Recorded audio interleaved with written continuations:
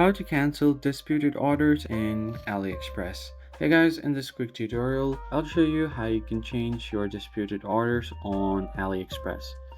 The first thing you're gonna have to do is simply go ahead and click on AliExpress, open up the app, and make sure that you're logged into your account.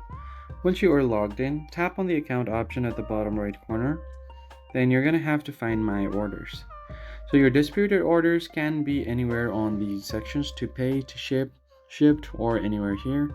Just find it on the view all orders, then you can locate your disputed orders. So find the order with the active dispute and click on view details. So once you've directly selected the orders, then you're gonna have to look for something called dispute in progress or something similar indicator. Now you're just going to have to click on the view dispute details and cancel the request. So you can scroll down to the bottom of the dispute page and click the cancel request or cancel dispute button, and there will be a confirmation. You just have to confirm it and the confirmation will be canceled. And now you've successfully canceled your dispute.